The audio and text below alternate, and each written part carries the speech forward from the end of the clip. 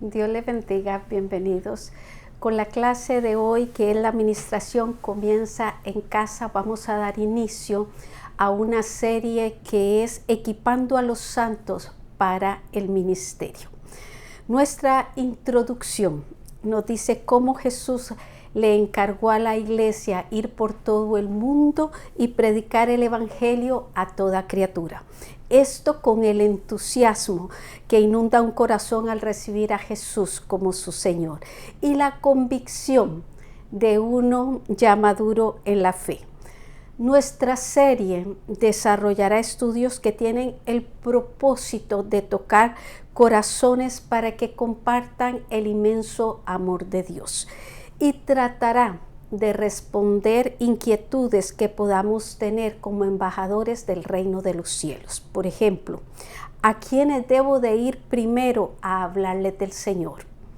En Marcos 5:9 se le dijo al hombre liberado de los demonios: vete a tu casa, a los tuyos, y cuéntales cuán grandes cosas el Señor ha hecho contigo y cómo ha tenido misericordia de ti. Primer punto. Juan el Bautista empezó por presentar a Jesús a sus discípulos. Juan fue el primer ejemplo en la evangelización. Juan el Bautista fue el último profeta del Antiguo Testamento y el primero del Nuevo Testamento. Dios le dio el privilegio de presentar personalmente a Cristo Jesús como el Cordero de Dios que quita el pecado del mundo, Juan 1:29. Predijo la muerte redentora de Jesús cuando habló de él como el Cordero de Dios, orientando esto el pensamiento del oyente hacia la clase de muerte que el Salvador sufriría, una muerte expiatoria. La participación de Juan en este conocimiento de Jesús lo calificó para ser el primer evangelizador. Veamos. Comenzamos con Juan 1 a partir del verso 29. Le dijo que quitaría el pecado del mundo hablando de la eficacia de su muerte. Les probó su origen divino cuando dijo: es antes de mí porque era primero que yo. Verso 30. Admitió ser enviado a bautizar en agua para que Jesús fuera manifestado. Verso 31. Juan, a pesar de ser pariente de Jesús, declara que él no le conocía. No fue sino por la señal que él vio cuando lo bautizaba, donde el Espíritu descendió sobre Jesús, que lo identificó como el ungido o el Mesías. Este está en los versos 32 y 33. Les estableció la divinidad de Jesucristo cuando dijo: este es el Hijo de Dios, verso 34. Así que aquí dimos 5 puntos esenciales para evangelizar a otros que encontramos fácilmente en nuestro testimonio personal de nuestra salvación. Punto B. Los primeros en aceptar su testimonio fueron sus discípulos. Verso 35. Dice: el siguiente día otra vez estaba Juan el Bautista y 2 de sus discípulos. Verso 36. Y mirando a Jesús que andaba por allí, dijo: he aquí el Cordero de Dios.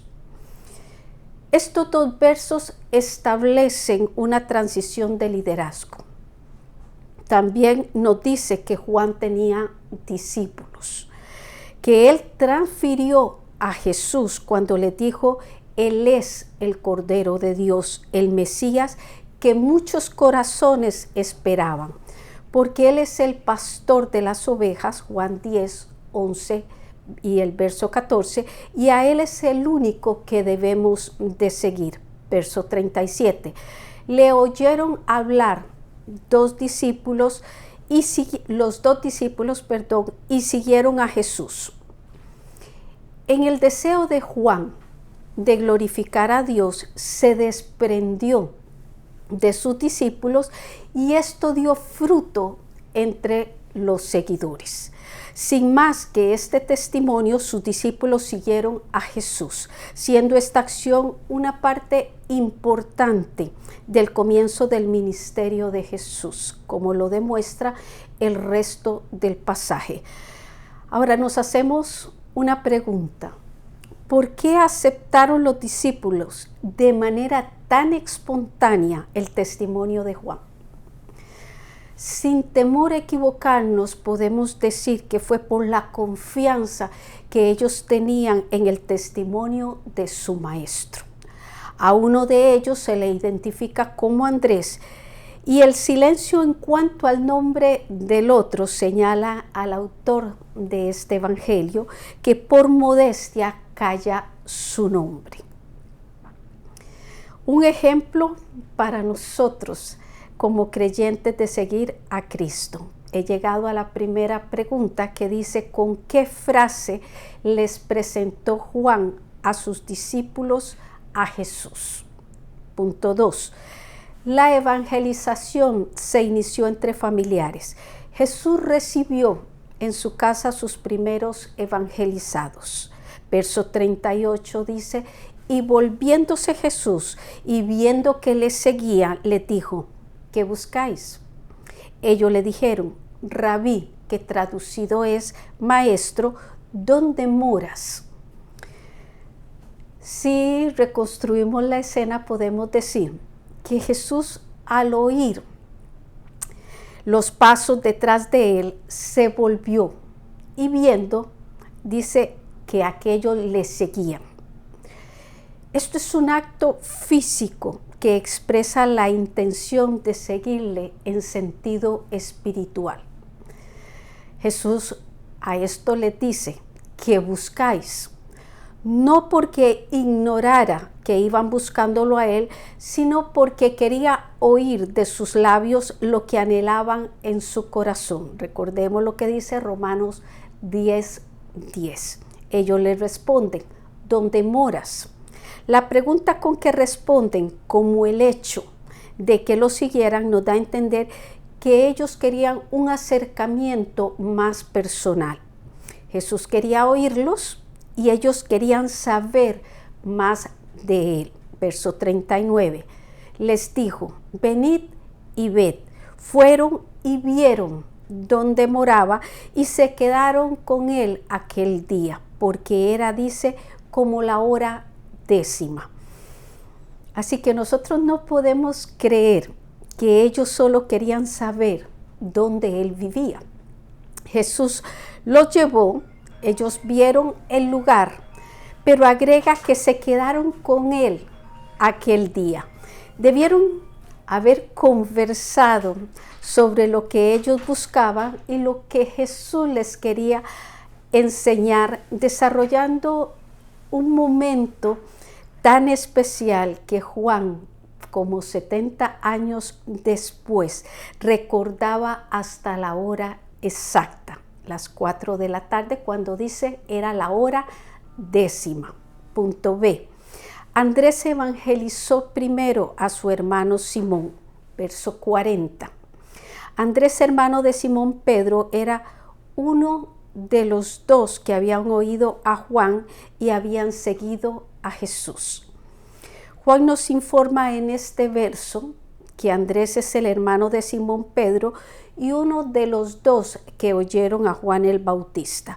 Y oculta, volvemos a hacer referencia, que se oculta con notable prudencia y modestia el nombre del segundo de esta pareja. Quizás porque deseaba que los lectores averiguaran por su cuenta quién era el compañero de Andrés. O tal vez fuera un acto conocido en la comunidad, fuera un dato conocido en la comunidad cristiana de ese tiempo, y él no quiso hacer demasiado énfasis en ello. No obstante, podemos asegurar que el otro discípulo era el mismo Juan. Verso 41. Este halló primero a su hermano Simón y le dijo: hemos hallado al Mesías, que traducido es el Cristo. Andrés al que encontró primero después de su conversión, por la palabra de Juan el Bautista, que era el Cordero de Dios, y las horas pasadas con Jesús, fue a Simón, su hermano, a quien se atreve a decirle que Jesús era el Mesías. Esto era una información bastante seria. Los más cercanos a nosotros son casi siempre la familia directa, nuestros amigos y compañeros de trabajo. Ellos comparten con nosotros en nuestro estilo de vida. El aprecio mutuo que nos tengamos hace que anhelemos para ellos lo bueno que hemos descubierto, y además son los que más nos conocen. Esto hará que ellos sean los primeros en notar el cambio de nuestra nueva vida en Cristo. Y por la confianza que existe, se dará el hablar del cambio evidente que alcanzamos al recibir al Cordero de Dios. Por eso los primeros que nos encontramos para darles testimonio del Mesías, como lo hizo Andrés con su hermano, son este grupo. Verso 42. Y le trajo a Jesús, y mirándole Jesús dijo: tú eres Simón, hijo de Jonás, tú serás llamado Cefas, que quiere decir Pedro. La obra de evangelismo personal de Andrés se inició pronto. ¿Con quién? Dice, con los de su familia, con su hermano. El cambio de nombre de Simón a Cefas, Pedro en arameo, cuyo significado es piedra, probablemente nos indique la promesa de transformar su debilidad en fortaleza. Si no, lean Lucas 22, 31, 32. Segunda pregunta: ¿por qué la evangelización se inicia entre nuestro círculo más cercano? Punto 3. La evangelización continúa entre amigos y conocidos. Felipe evangelizó primero a su amigo Natanael. Veamos el verso 43, cuando dice: el siguiente día quiso Jesús ir a Galilea y halló a Felipe y le dijo: sígueme. Es interesante que notemos que Juan, después de casi 70 años, recordara los eventos de esa semana con tal exactitud. Este verso comienza diciendo el siguiente día. Jesús viajó de Judea a Galilea, y en ese viaje él se encuentra con Felipe, el quinto que aparece en la lista que se da de los 12 discípulos. La iglesia primitiva llegó a referirse a él como Felipe el apóstol, para diferenciarlo de Felipe el evangelista. Verso 44. Y Felipe era de Betsaida, la ciudad de Andrés y Pedro. Aunque el nombre de él era griego, él era judío, originario de Betsaida, una ciudad al noroeste de Galilea. Los comentaristas destacan, cuando se refieren a Felipe, su sensibilidad, porque tan pronto como él fue llamado por el Señor, creyó en él como Mesías prometido y se convirtió, y ahí mismo le siguió. Muchas cosas se dicen de Felipe, pero su primera y más notable fue la de evangelizar a su amigo Natanael. Vea el verso 25. Felipe halló a Natanael y le dijo: hemos hallado a aquel de quien escribió Moisés en la ley, así como los profetas, a Jesús, el hijo de José de Nazaret. Imagínense en el entusiasmo con que transmitió esta noticia. Así que Felipe comenzó señalándole las profecías del Antiguo Testamento sobre la persona de Cristo. Génesis 3:15, él es la simiente de la mujer. Génesis 49:10, él es el legislador. Deuteronomio 18:15, él es el profeta. Primera de Samuel 2:10, él es el rey ungido. Isaías 9:6, nuestro príncipe de paz. Daniel 7:13, el Hijo del Hombre. Era muy temprano para que Felipe entendiera con claridad el misterio de la encarnación del Verbo. Y lo que hace es presentarle al meticuloso Natanael a Jesús como el hijo de José. Esto dio lugar a dudas en la mente del perspicaz israelita, en el cual dice no había engaño. Este pudo haber pensado, si José es el Padre, ¿dónde está su divinidad? Recordemos que el Señor fue engendrado del Padre por el Espíritu Santo en una virgen. Isaías 7:14 y Lucas 1 del 30 al 35. Pero Felipe no manejó a este nivel su conocimiento de las profecías.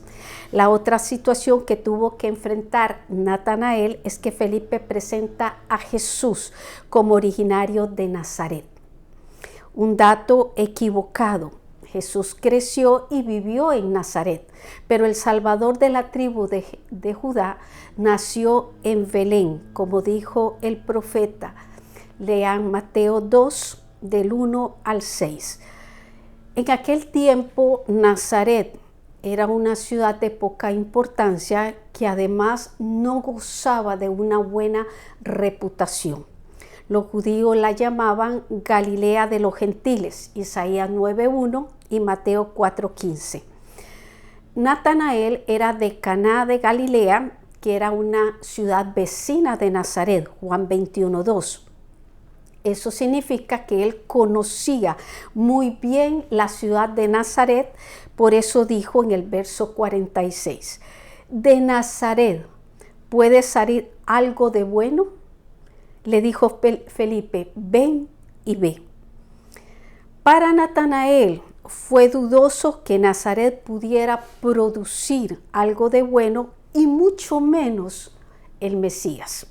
A lo que Felipe de manera inteligente le dice, ven y ve, porque es mejor que él lo viera por sí mismo que debatirse en explicaciones. Y eso fue lo que dio a luz el milagro. Verso 47, cuando Jesús dice, vio a Natanael que se le acercaba, dijo de él, he aquí un verdadero israelita en quien no hay engaño. Verso 48, le dijo Natanael, ¿de dónde me conoces? Respondió Jesús y le dijo, antes que Felipe te llamara, cuando estabas debajo de la higuera, te vi.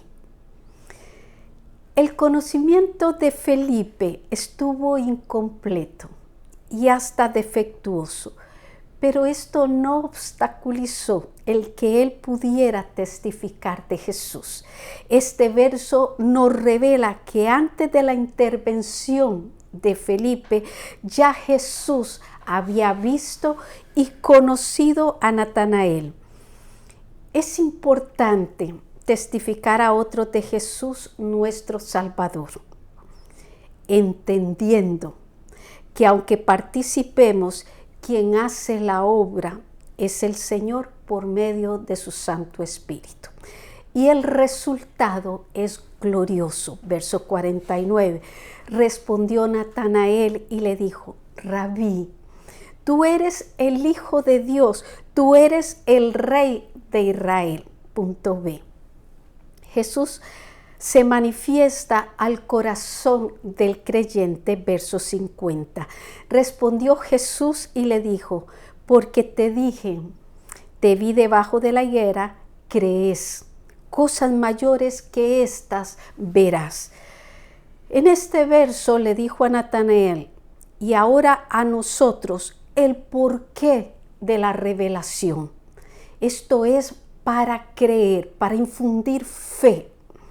No es un incidente, sino que a través de ese momento sea tal nuestra confianza y conocimiento de en quién hemos creído, que cosas mayores veremos. ¿Por qué dijo eso? Verso 51. Y le dijo, de cierto digo, de aquí en adelante veréis el cielo abierto y a los ángeles de Dios que suben y descienden sobre el Hijo del Hombre. Una ilustración para decirle lo que significa la revelación de Dios al ser humano, que le abra su corazón. Le recuerda la experiencia de Jacob en Betel, donde Dios le mostró una escalera que ascendía al cielo, porque que ascendía al cielo, por la que subían ángeles y bajaban de ella. Génesis 28 del 10 al 17.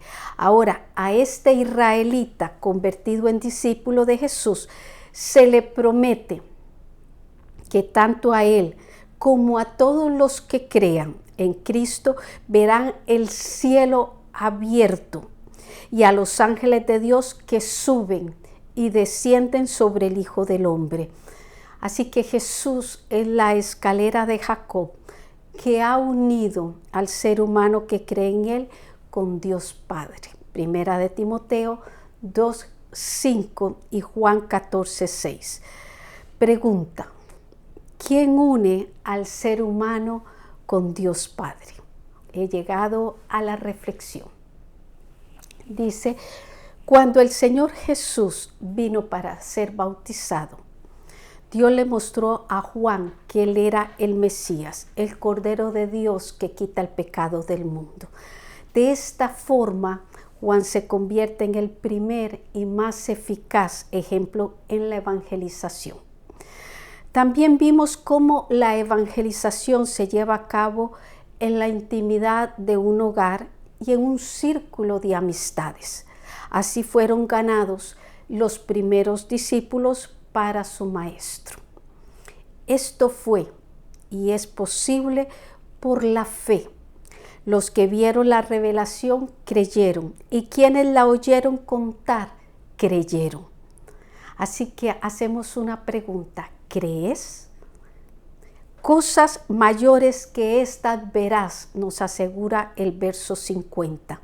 Por eso te invito a reflexionar sobre tu sentir en el Señor al ver una sociedad entregada a la idolatría, siendo religiosa y adorando al Dios no conocido. ¿Estás sintiendo tristeza por ello?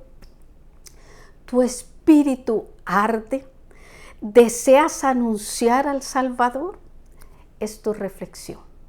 Por lo pronto, yo te espero la próxima semana con estas herramientas para evangelizar. Dice requisitos indispensables para evangelizar a otros. Bendiciones.